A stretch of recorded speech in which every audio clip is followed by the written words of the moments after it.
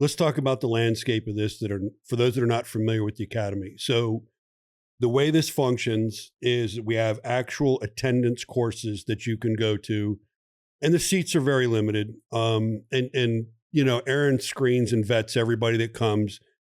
So when they come out, let's use for an example, there's only 20 guys that get to come to a backpacking or a land navigation or whatever type bushcraft course it is.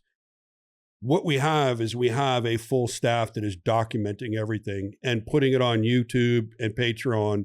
And what the intent here is that for the majority of people that can't attend, you can go into YouTube and you can get some of the pearls of wisdom, or you can go to Patreon and you can buy the whole package and see the whole thing that's going on. Where we think this is huge is if you look at the staff we've built, if you look at the environment that the classes are being taught and everything, you may have a career, a job, a life that just doesn't free you up to go do this, but you can still participate and see it and be part of it. And when you pitch this to me, I'm like, this is genius, because in the world of YouTube and everything right now, people can play, listen, watch, apply, go back. It's not a use it, lose it. I didn't hear what he said. I mean, it's recorded. It's there for eternity for you. I think it's a genius concept. And it's, again, we're just launching it off right now. But as I always like to say, stand the fuck by, because within 6 months, this is going to be that, how do I get in this thing? Well, and when you look at, I'm going to fly fishing because I've been fly fishing a bunch earlier. There's information that I need that I don't know. The way my brain works, I Google and look and I fuck around with it and figure it out. But how nice would it be if I can hit one button and everything is there? And not just fly fishing. So when I talked about home defense, do you want a shotgun? Do you want a pistol? How do you clear when I say clear a room, these guys have cleared lots of rooms, but how do you do that at home? How does a housewife do that? Okay, now moving on. Land nav. If my phone goes down, whatever, how do I use a map and a compass to get somewhere? High angle shooting. If I with a bow or a gun and I have a 48-degree angle shot at 72 yards, what do I set my sight to, and how do I make that shot? How do I set my bow up? And many, many other things, like primitive fire building to, more up to speed fire building gear. What tent do I use? What sleeping bag? What sleeping pad? What headlamp? Why do I need that headlamp? What layering system do I need for an elk hunt? That's a lot of shit to suck in. And we're going to offer to teach you all that. So, right. I mean, if I wanted to go clear a room tomorrow, am I going to YouTube that shit and get it right? Probably not. Right. I can learn some things. And when I say that, home defense, or I could call professionals and you could teach me. That's the idea behind this. Sign up, come out, and we'll teach you everything you need to know. Yeah, I mean, it's the situational awareness. We even talked about even the medical side and doing some, triage and treatment when you're out in the field, what you can use. There's a million videos and ways to do everything, but I think with the cadre we're putting together, it's guys that have done it and have done it multiple times real world, which is, I think, what carries weight. It's amazing how many people are out there right now that are sensations on Instagram, and you start to look into their background and you're like, how is anybody listening to this person? Like, they've never done this for real. It's theory to them. Yeah. So that's what I like. And that's where I think bringing Kurt in and having you in, and a lot of other our cadre that we're bringing in. I mean, every single one of our cadre either comes from a very elite military soft background or is an elite hunter outdoorsman. And I think that's the way to have it, right? No, it is to me. And the thing that kind of the beauty of, of all of this, again, is like at the end of every, class, we bring it full circle. You have that final task that we can prove to you that you've learned what that may be. And you have someone with the highest level of skills to assess that and talk to you about it. When I say that, meaning even if it's primitive fire building, right? Whatever it is, at the end of it, you're going to be tasked to do something in a shitty environment. And then we're going to watch you and assess you and then, reteach you. So, I mean, yeah, I'm very excited about this. And I don't think that people probably realize, and Kurt, you could probably chime in on this. Everything is fine until it's not fine. And when it's not fine is when you look back later and think, could I have saved him? Could I have done, could I have hit that animal? Could I have saved myself from being lost for 4 hours? Whatever.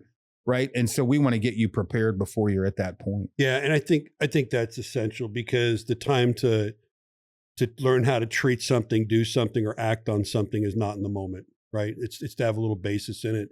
So I got a fun Kurt story. I met Kurt. I was just thinking about the archery. So it had to be at least 10 years ago. And we were setting up a urban trip in Dallas. And I have a good buddy out there that I introduced Kurt to, who is a SWAT officer. And this guy is... Can we shout him out? Yeah, shout him out. Steve Dollar. Steve Dollar. Steve Dollar. Steve Dollar, Arlington SWAT. What a man. So Steve and I were good friends, and we were, but I introduced these two together, and these two just became like blood brothers. And the next thing I know, they're in Steve's wood shop, and he's hand making a recurve bow with Steve. It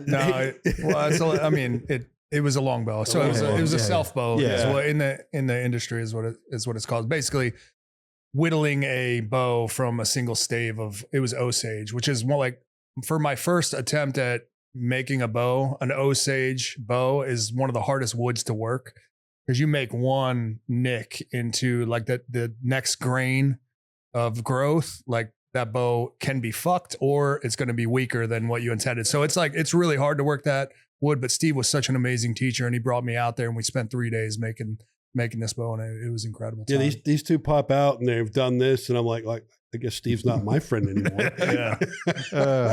Yeah. So let me ask you this. One of the coolest things I discovered out of the academy. So when we first started the academy, this was an outdoor thing. And then we started talking about it. We're like, no, this can cross-pollinate, and this can be outdoor and tactical.